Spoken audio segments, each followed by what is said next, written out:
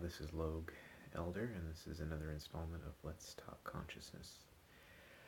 Um, I was uh, inspired to make a video, and the kind of realization that had popped into my head is that for as much as I talk about forgiving people, letting go of your hangups, anger, judgments, forgiving yourself, others, for the sake of improving your quality of consciousness. For as much as I talk about that, I did find myself in a moment where I realized I was kind of missing a big opportunity to act on a lot of those sentiments.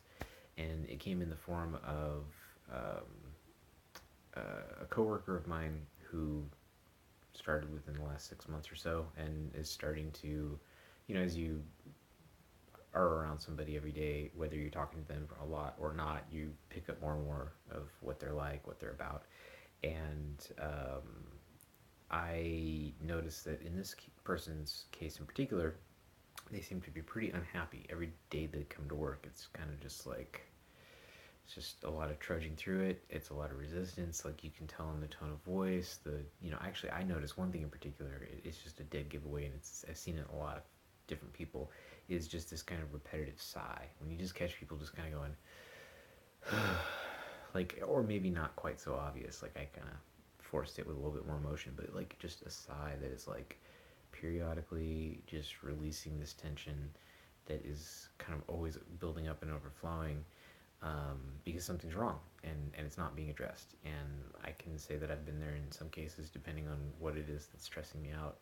I may or may not be aware of it, but eventually it does seem to, come right out to the forefront of your vision. At some point, you'll probably realize something's bothering you. But I think the longer you take to get there, the messier it can be, basically. Anyway, so my point is, specifically with this person, is that in getting to know them a little bit and getting to know how it sounds like they're really kind of just,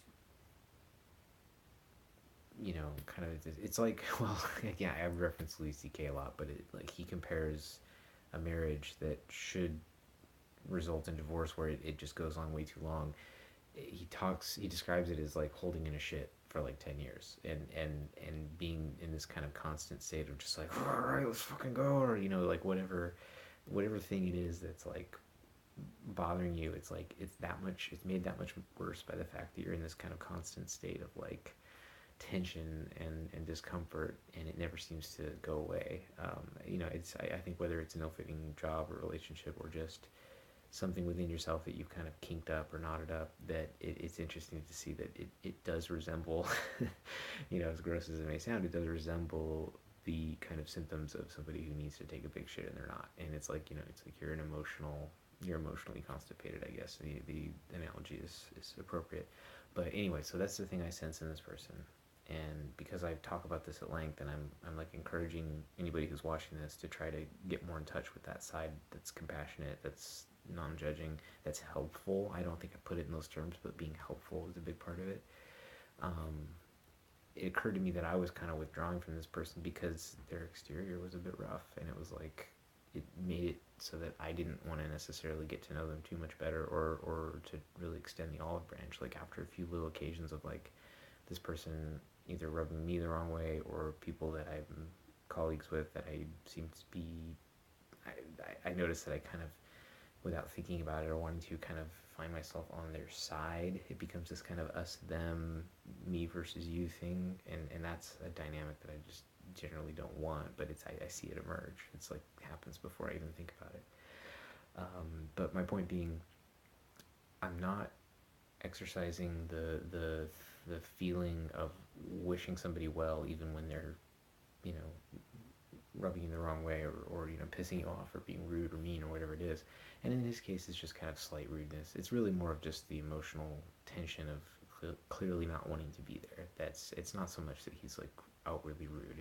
Here and there, yes, but it's kind of all informed by this general sense of like, I don't want to be here. And so my point is, I kind of built a wall or some distance or barriers or whatever you want to say, and it occurred to me at some point that that's probably not the way to go. Like, yes, you can if I'm looking at that person and think that their presence is just kind of negative, like, yeah, I can just kind of say, like, I don't really want to let you in. But it occurs to me that, like, there's a thing in him that wants to probably be exercised in some way, like something that wants to get out. And even if it's just through, some rather plain questions that just, knock something loose, one would hope. Like, it really just occurred to me to ask him, like, dude, what makes you happy? Like, what gets you out of bed? What excites you? And then the follow-up question is, like, why are you not doing that? I mean, granted, you could point that towards me, and I think I do have some answers to that question, and I think about it a lot, but it's still, even when you're paying attention to the question and feel like you should be doing something that excites you, which not everybody's even on that starting point yet. But even when you are, you still find plenty of excuses to delay and procrastinate, or just find yourself not getting results. I'm happy to say that this exercise is like actually a remedy to that. Just putting out these thoughts and doing something creative. But I find myself that it's kind of spurring other creative things too. But anyway, my point is, it occurred to me that, like, oh, I have to actually task myself with, like, looking for an opening, or making space for an opening to try to talk to this person, because I feel like that's, it may sound a little self-important, like it's my job to help people find happiness or like release some of their tension. Like, I don't think that's it. I'm not really the kind of person who inserts themselves in other people's business, but it occurs to me that as I hear this, and there's so much similarity with how I was when I was resisting and not seeing, an upside to anything, not trying to find joy or excitement in each moment, which when you work in an insurance company is not obvious or easy, but like I found ways to do it. Like I found ways to,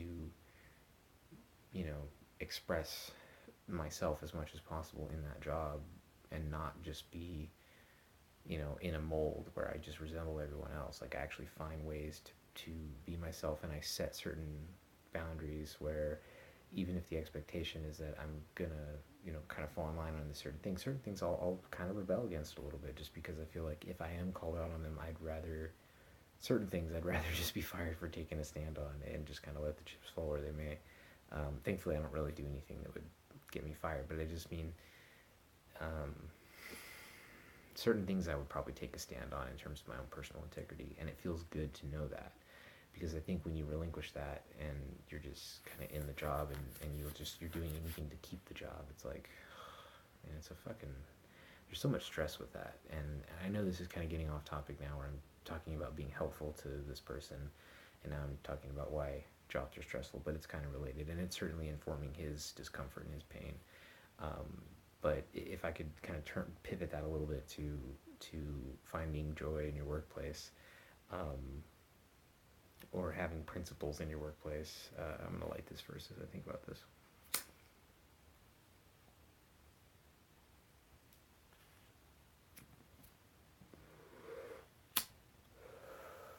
So it occurs to me that if you, as I did in the past, carry around this assumption or this mentality that, like, you're always kind of at risk of being fired, whether it's like, oh, I'm so stressed that I was late, a couple days in a row because of something that was kind of ongoing, or I made some mistake and I had to be criticized for it or called out, or just, even really politely informed that I was doing something, that I needed to do differently in the future.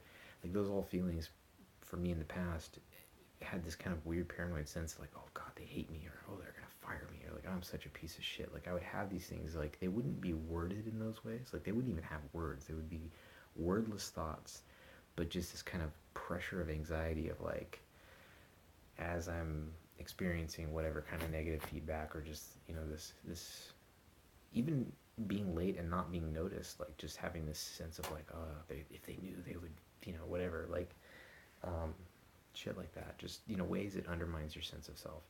If you can somehow get on board with the idea that you're just gonna let those fucking things go, and that if you are mistaken or out of alignment with their policies, or late or whatever, if you transgress in some way that they then have cause to either punish you or let you go or whatever,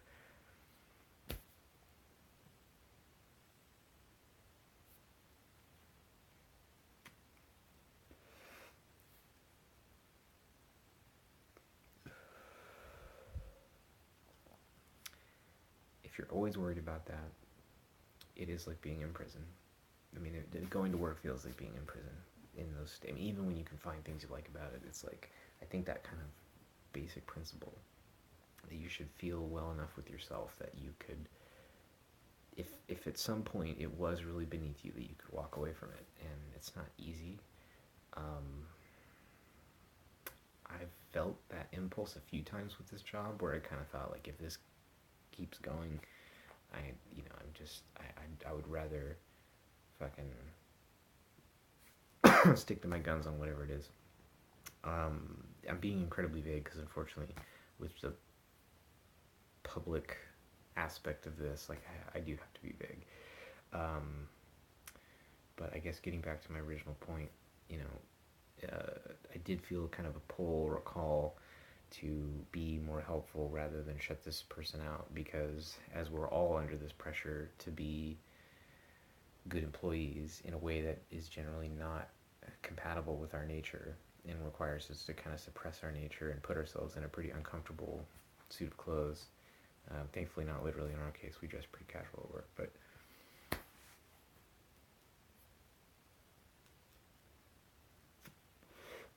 as that pressure is all around us, and as I can see in my colleague that it's really, excuse me, it's really bothering them, or something is really bothering them, it occurs to me that I can be a lot more helpful by just, instead of kind of just saying hello and keeping my head low when this person is passing by, because I don't want their negativity, to kind of endure the negativity a little bit, and admittedly from me a little bit of a fear of rejection. Like if I kind of push in this way or explore in this way with this person, that they might say something sarcastic or shitty to kind of shut me down. It's like, so fucking what, you know? It will have been better to have tried than to just avoid interacting with that person because they're always negative. It's like I might actually be able to help.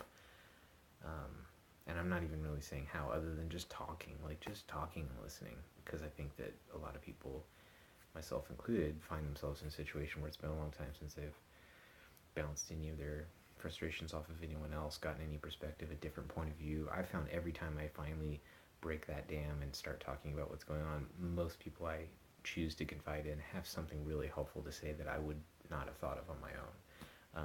So, you know, whether it's me or maybe I just kind of nudge that thing and then this person goes to talk to somebody they can confide in, all the better. But I guess my primary point is not to shut the door just because they're being negative. Hopefully you don't get negative reactions and make things worse. Don't be nosy or, you know, too insistent, but don't give up on, don't renounce it before you even try, is I think what I'm feeling and thinking now. So this is obviously before I've even done anything with it. So maybe I'll have a future installment where I talk about how that went.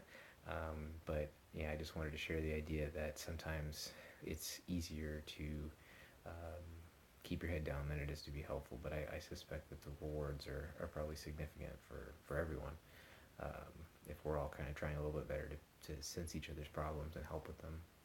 Not in a judgmental way, of course.